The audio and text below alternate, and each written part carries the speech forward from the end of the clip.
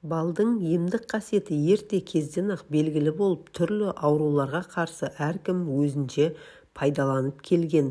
Суық тигенде жүрек, өкпе, бауыр, асқазан, бүйрек, ішек, жүйке ауруларына, аптап ыстықта қан қысымының көтерілуі сияқты дерттерге аса шипалы.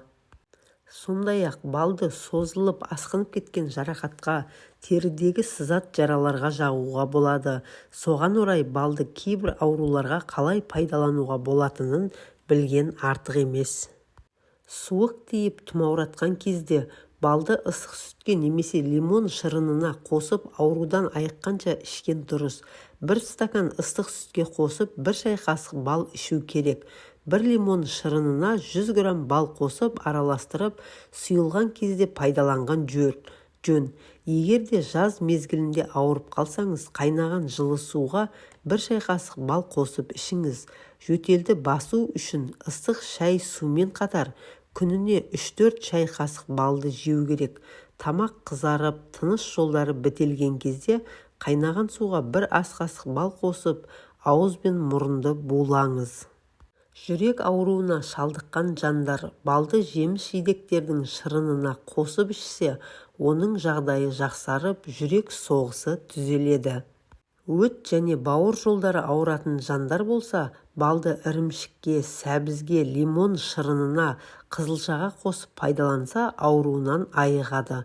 Сондай-ақ бал өт жолы мен бүйректе тас пен құмның жиналуынан сақтайды. Өкпе ауруына шалдыққан жандардың күнделікті 100-150 грамм бал пайдаланғаны жөн. Асқазан ішек ауруына шалдыққан не қышқылы қалыпты нормада болмаған жандар балды тұрақты пайдаланса, ас қорыту қызметі жақсарады. Асқазанында жарасы бар жандар тамақтың алдында 1,5-2 сағат бұрын, тамақтан кейін 3 сағат үзбей 1 шай қасық бал жеп отырса, ауруы бәсеңдеп, жүрек айнуы және асқазанның қыжылдауы басылады. Ал қышқылы аз адамдар 1 ас қасық балды тамақты ішер алдында ғана жесе, ол ас қорытатын шырынның көбірек бөлінуіне ықпал етеді. Ал кері жағдайда, яғни қышқылы көбірек болса, тамақ алдында балды тұрақты түрде пайдаланып отырса, асқазан қышқылын азайтады. Балық майымен араластырылған бал асқынған жарақатты тез жазады. Күйік шалған жерге күніне 2 мәрте бал жағатын болса, тері тартылып жазылады. Балды косметикалық мақсатта да пайдалануға болады. Сәбізді үккіштен өткізіп, оны балмен араластырып, бет мойынға жағуға болады. 15-20 минуттан кейін жылы сумен шайып жіберсеңіз, теріңіздің нәрленіп жұмсарғанын аңғарасыз.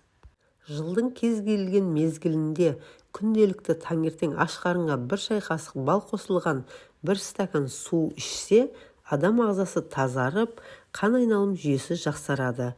Бал қан құрамындағы гемоглобинді көбейтіп, ағзадағы қанның азаюына жол бермейді.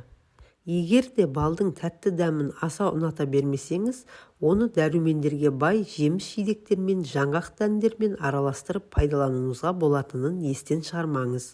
Бал балаларға да пайдалы. Ол дамуды, қан құрамын жақсартады, денсаулықты сақтайды.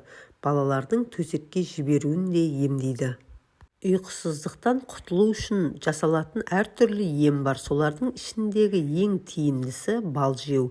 Жатар алдында 1 шай қасық балды 1 стакан жылы суға араластырып ішсе, жүйкеге жайлы әсер етіп, тез ұйықтауға көмектеседі. Бүгінгі видеодағы ақпараттар пайдаңызға жарасын. Видео ұнаса тіркеліп, лайк басуды ұмытпаңыз. Деніңіз сау болсын.